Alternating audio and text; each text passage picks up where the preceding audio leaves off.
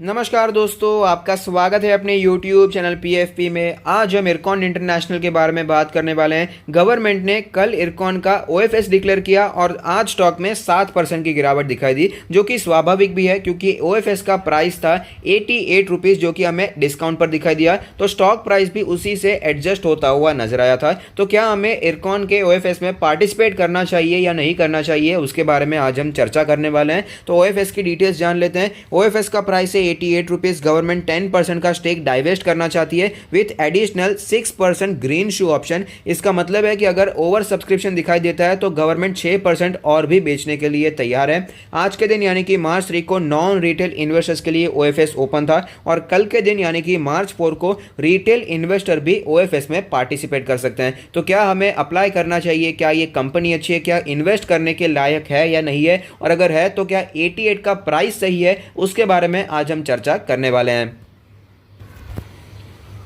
तो आप देख सकते हैं इरकॉन एक स्मॉल कैप कंपनी है। 4600 करोड़ की मार्केट कैप है। 91 का प्राइस है, जो कि 7% आज हमें नीचे दिखाई दिया। रिटर्न्स के प्रोफाइल के बारे में बात करें तो 1 ईयर में 6% के करेक्शन पे अवेलेबल है। 5 ईयर्स के बारे में बात करें तो 10% के पॉजिटिव रिटर्न्स बना कर दिए हैं। हालांकि इतनी पुरानी लिस्टिंग नहीं है, अक्टूबर 2018 में इसकी लिस्टिंग देखने को मिली थी, तो कोई ज़्यादा अच्छे रिटर्न्स इस स्टॉक ने हमें बनाकर नहीं दिए। की मेट्रिक्स के बारे में बात करें तो PE रेशियो 8.82 है, जबकि सेक्टर का PE रेशियो 45 है। प्राइस टू बुक रेशियो 1.02, जबकि सेक्टर का price to book 4.47। Dividend yield है 5% से ज़्यादा, जबकि सेक्टर का डिविडेंड 1% से भी कम है। तो वैल्यूएशन के बेसिस पर बहुत ही ज़्यादा चीप दिखाई दे रहा है स्टॉक। अब देख पाएंगे 10 से भी कम का पी रेशियो, तो आप समझ सकते हैं कितने ज़्यादा चीप वैल्यूएशन पे स्टॉक अवेलेबल है। इसका की मेट्रिक्स बहुत ही अट्रैक्टिव दिखाई दे रहा है क्योंकि वैल्यूएशन के बेसिस पर स्टॉक सेक्टर के मुकाबले बहुत सस्ता है और डिविडेंड के बेसिस पर सेक्टर के मुकाबले कहीं ज़्यादा दिखाई दे रहा है। कंपनी के प्रोफाइल के बारे में बात करें तो ये बेसिकली एक कंस्ट्रक्शन कंपनी है, civil engineering construction company. Railway का जो कंस्ट्रक्शन का काम होता है वही इरकॉन इंटरनेशनल करता हुआ नजर आता है। अब ये वैल्यूएशन तो अच्छा है, अट्रैक्टिव है, डिविडेंड ज़्यादा है, लेकिन कंपनी अच्छा काम भी करनी चाहिए। तो फाइनेंशियल ट्रेंड देख के हमें ये पता चलता है कि कंपनी का काम भी अच्छा चल रहा है। 3.38 थाउजेंड करोड़ का रेवेन्यू था 2017 में, जो कि बढ़कर 2020 में 5.57 थाउजेंड करोड़ का हो चुका है। प्रॉफिट भी लगातार बढ़ता जा रहा है, 0.38 थाउजेंड करोड़ से बढ़कर 0.48 थाउजेंड करोड़ का हो चुका है। तो डिसेंट ग्रोथ हमें यहां पर दिखाई देती है। फाइनेंशियल स्टेटमेंट्स के बारे में बात करें तो इंडस्ट्री की रेवेन्यू ग्रोथ 5.44%, जबकि इरकॉन की 11.5%। मार्केट शेयर पिछले 5 सालों में 1.32% से बढ़कर 1.88% हो चुका है। इंडस्ट्री का नेट इनकम 19.39% है, लेकिन इरकॉन यहां पर बहुत ही पीछे रहता हुआ नजर आता है क्योंकि इरकॉन का 1 या 2 तो छोड़िए, माइनस में दिखाई दे रहा है। -2.93 का नेट इनकम हमें चलता हुआ नजर आता है, जो कि ऑफकोर्स इंडस्ट्री के मुकाबले बहुत ही पीछे है। अलग अलग साल को ग्रोथ व्यू पर कंपेयर करके हमें पता चलता है कि डिसेंट ग्रोथ यहाँ पर दिखाई नहीं देती। डिसेंट ग्रोथ या फिर ग्रेजुअल ग्रोथ आप कह लीजिए, ये सिचुएशन हमें इरकॉन में दिखाई नहीं दे रही है, जो कि स्वाभाविक भी है क्योंकि ये एक कंस्ट्रक्शन कंपनी है। जनरली आपको कंस्ट्रक्शन कंपनी में ग्रेजुअल ग्रोथ बहुत ही कम दिखाई देगी। कोई ब्लू चिप स्टॉक होगा तो ही ऐसा दिखाई देता है, वरना यहाँ पर आपको उबड़ खाबड़ सिचुएशन जनरली दिखाई देती है क्योंकि बहुत ही रिस्की सेक्टर है और ऊपर से ये तो PSU स्टॉक भी है, तो गवर्नमेंट पर ज़्यादा रिलायंस रखना पड़ता है। इसके कारण ही हमें यहाँ पर डिसेंट ग्रोथ दिखाई नहीं दे रही है। आप देख पाएंगे 3-4 सालों तक कंटिन्यूअसली अंडर परफॉर्मेंस कंपनी ने दिखाया था, जो कि ऑफकोर्स एक रिटेल इन्वेस्टर के लिए अच्छी बात नहीं है। रिटेल इन्वेस्टर अगर किसी शेयर में इन्वेस्ट करता है तो वो चाहता है कि डिसेंट ग्रोथ, ग्रेजुअल ग्रोथ हमें कंपनी में दिखाई दे, जो कि इरकॉन इंटरनेशनल में दिखाई नहीं दे रही है। फंडामेंटल एनालिसिस में आगे बढ़ते हुए कुछ रेशियोज को जानना, कुछ मार्जिन्स को जानना बहुत ही ज़रूरी है।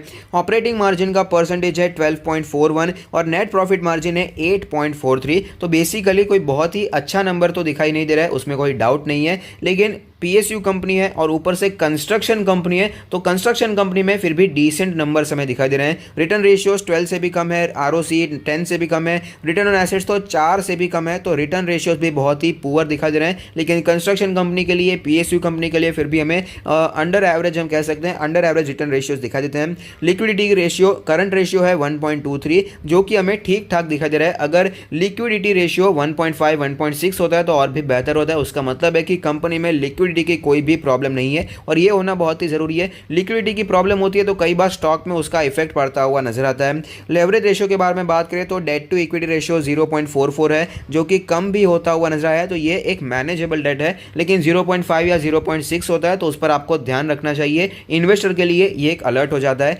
इंटरेस्ट कवरेज रेशियो 24 है। एसेट टर्नओवर रेशियो 41 है, जो कि डिसेंट है। इन्वेंट्री टर्नओवर रेशियो काफ़ी अच्छा है, 16.81 का इन्वेंट्री टर्नओवर रेशियो है। डिविडेंड के बारे में बात करें तो कंसिस्टेंटली कंपनी का डिविडेंड है और डिविडेंड अच्छा भी है। तो आप देख पाएंगे 2011 के बाद डायरेक्टली 2019 में डिविडेंड देखने को मिला। उसका रीज़न है कि कंपनी बीच में डीलिस्ट हो गई थी और वापस यहाँ पर लिस्टिंग हुई है। बाकी डिविडेंड देना छोड़ दिया ऐसी बात नहीं है। तो कंसिस्टेंटली कंपनी डिविडेंड देती आ रही है, क्योंकि एट लास्ट पीएसयू है, डिविडेंड यील्ड भी काफ़ी अच्छा है, 5% ज़्यादा का डिविडेंड है। स्प्लिट के बारे में बात करें तो 2020 में फिलहाल स्प्लिट देखने को मिला था। ओल्ड फेस वैल्यू 10 का था और न्यू फेस वैल्यू 2 हो चुका है।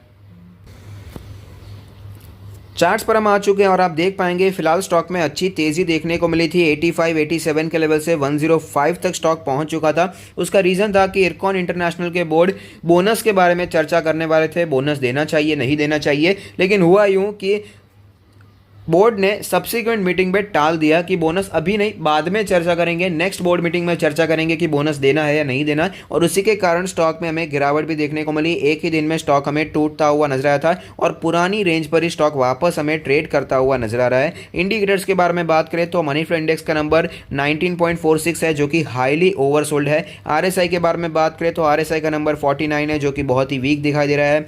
एमएसडी के बारे में बात करें तो ऑफकोर्स इतनी गिरावट हुई है तो कोई बुलिश क्रॉसओवर तो नहीं होगा। बॉलिंजर बैंड के बारे में बात करें तो बॉलिंजर बैंड का लोअर बैंड 84 का लेवल है, मीडियन 95 है, अपर बैंड है 106। पिवट पॉइंट्स के बारे में बात करें तो पिवट लेवल 95 है, पिवट सपोर्ट 82 और पिवट रेजिस्टेंस है 107 का लेवल। अभी लॉन्ग टर्म के बारे में बात करें तो जैसे कि मैंने आपको कहा ज़्यादा पुरानी लिस्टिंग नहीं है, लेकिन लिस्टिंग के बाद भी कोई अच्छे रिटर्न से स्टॉक ने हमें बनाकर नहीं दिए। लिस्टिंग के बाद पहले तो एक बार गिरावट देखने को मिली, फिर से स्टॉक ऊपर गया। एक साल तक स्टॉक इसी रेंज में ट्रेड करा था, कुछ ज़्यादा मूवमेंट स्टॉक में देखने को नहीं मिली। लेकिन 2020 का ईयर स्टॉक के लिए बहुत ही अच्छा रहा था शुरू में, बाकी तो क्रैश ही देखने को मिल गया। स्टॉक 80 रुपये के लेवल से दौड़कर 120 तक पहुंच गया। 50% हमें ये ऊपर जाता हुआ नजर आया, वो भी 1-2 महीने के अंदर। फिर तो मार्केट में क्रैश आया और उसके बाद फिर से ये कॉन्सोलिडेट ही करता हुआ नजर आया, गिरावट हुई और वापस स्टॉक हमें कॉन्सोलिडेट करता हुआ नजर आ रहा है। तो क्या स्टॉक में इन्वेस्टमेंट करना चाहिए या नहीं करना चाहिए? तो अगर आप हमारे यूट्यूब चैनल के पुराने व्यूअर हैं तो आपको पता होगा कि हमने स्टॉक में ऑलरेडी इन्वेस्टमेंट किया है। इस प्राइस रेंज के अंदर हमने स्टॉक में पहले एक्यूमुलेशन किया था, कुछ 80-85 के आसपास का हमारा एवरेज प्राइस भी है। उसके बाद तो स्टॉक ऊपर भी गया। तो यहाँ पर मेरे हिसाब से कंपनी एक अच्छी कंपनी है, फंडामेंटली स्ट्रांग दिखाई दे रही है।